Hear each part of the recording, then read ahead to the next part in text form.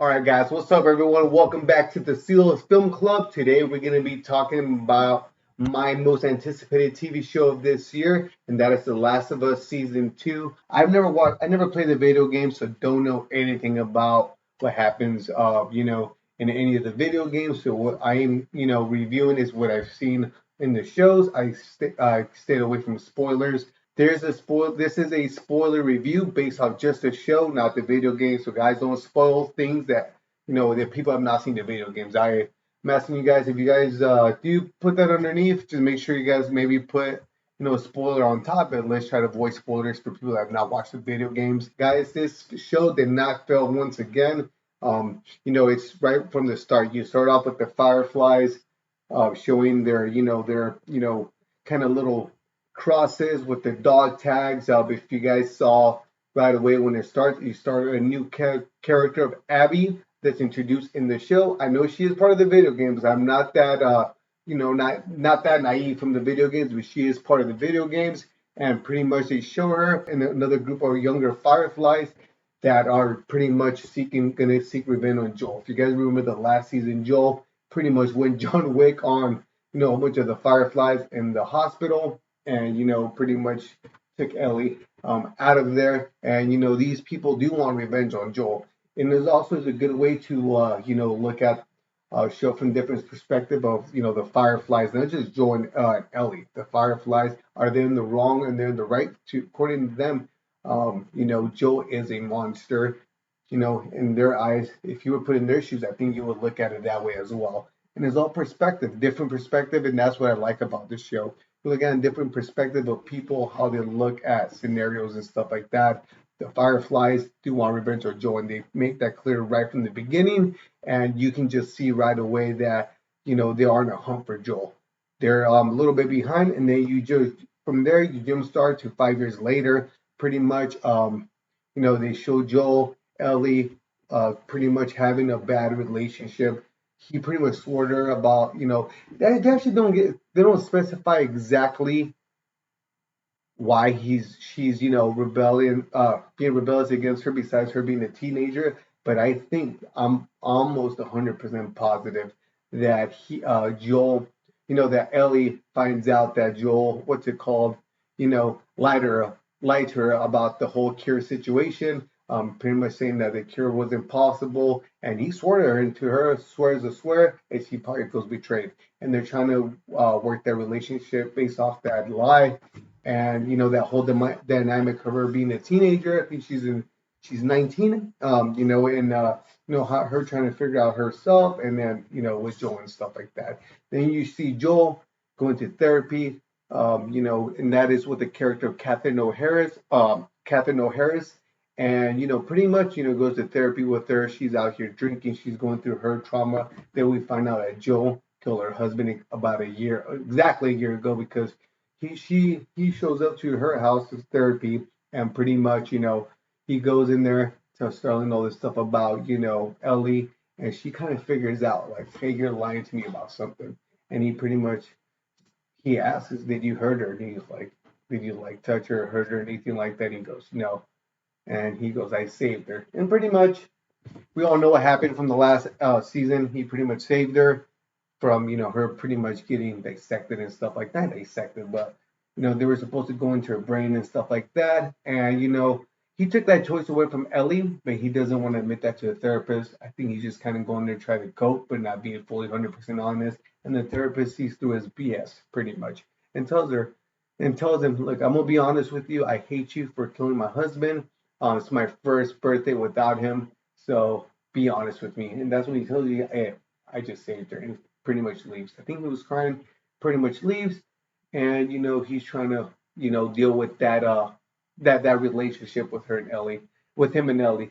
We also jump into, let's go with the character that pretty much sort of they make it the love interest of what pretty much is the love interest of Ellie, which is Isabel Merced's character, Dina. Guys, I do not know what happens after, in this episode with Dina and Ellie, but pretty much I'll see what's going on right now. Dina and Ellie, they both work together in patrol. A lot of people look up to them, other people in patrol that are older than them, which That I do not get. Why do they look up to these two young kids, pretty much 19, that they don't really listen. They're pretty smart and they, have really good, intuition and stuff like that, but they don't listen. They're a little rebellious, like, anyone in their teenage years and stuff like that, or in their 19 years. Maybe I don't want to say it's too much of a dynamic of they look up to them, but maybe they're respecting at such a young age. They're daring. They're out to do, they have to put their lives on the line without being scared and stuff like that. And they're very, they know how to fight as well. They have a scene where this is what I'm gonna get into. They have a scene where they're out just kind of, I think, just patrolling, and then they hear some clickers inside the building. They necessarily don't have to go in this building because it's pretty dark, and I think they tell Ellie and Dina, hey, don't go in there. They're like, no, we got to go in there. Like, don't go in there. They're like, we have to go in there. So what they do, they go in there and they pretty much fight one clicker. Then they know there's another clicker. Ellie falls in through through the floor down to like a basement kind of like a kitchen area. Then you see this beautiful shot of her just to the side of the shot. Then as she walks, the camera stays there. You just see like a little thing they call clickers. There's different. Okay, so before I start jumping, this is to my knowledge just a clicker, which one of the zombies and stuff like that. You just see it crawling from afar. Then you go back to Ellie. She's walking. She's going through a different now, looking for this clicker that she hears. And you see the clicker kind of creeping up. Then you start to find out that this clicker is a little different than the rest. It's pretty much baiting her, making noises, having her follow her instead of the other way around.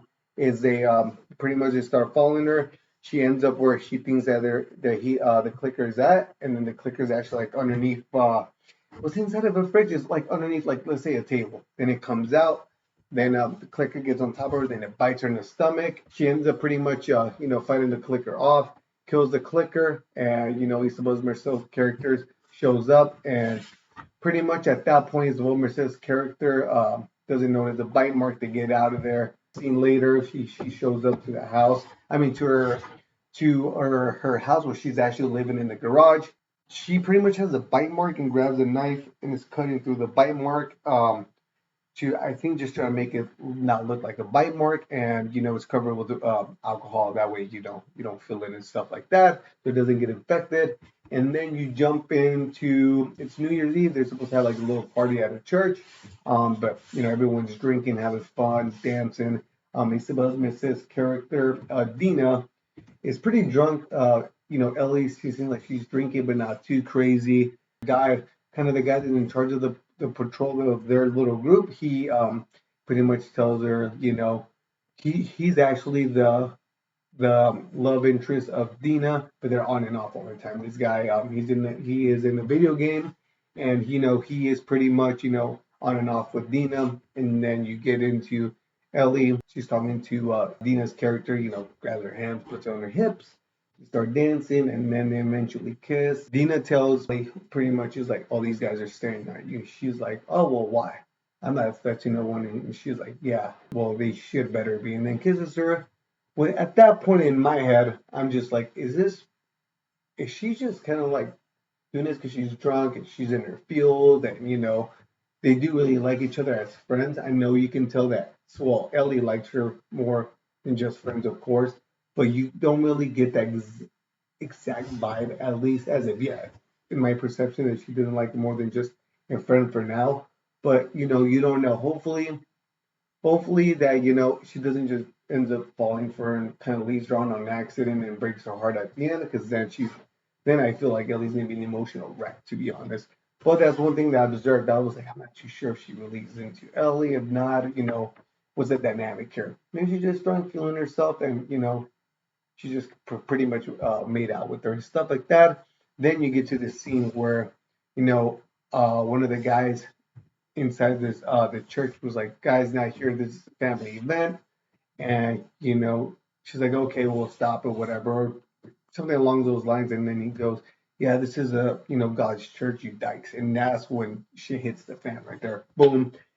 Ellie said, what'd you say? And then you just see Joe come out of nowhere, just push him, pushes the guy down to the floor pretty hard, pretty much roughs him up, which I would do the exact same thing, being disrespectful just because of someone's sexuality. And then you get to then Ellie kind of puts Joel in blast, like, what is your problem? You know, why, kind of making him feel super bad. He was just trying to protect her at the end of the day. Then after that, you go back. She goes back to the house. Joel's pretty much playing the guitar and whatnot, and then you end up with the scene of the Fireflies actually showing up to the community.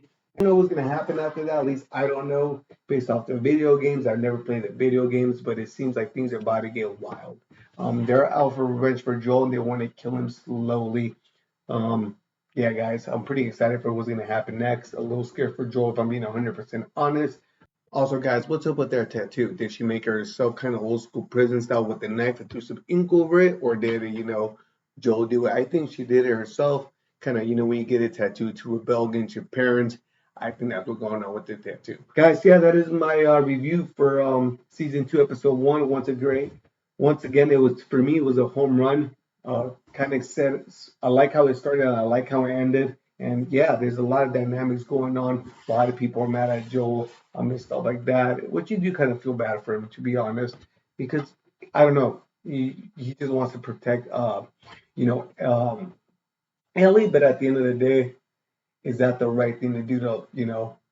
He's not his dad at the end of her dad at the end of the day. So yeah, guys, let me know what you guys think of The Last of Us season 2, episode 1. I liked it. I loved it. Let me know your comments down below. And I'll see you guys next time. Peace.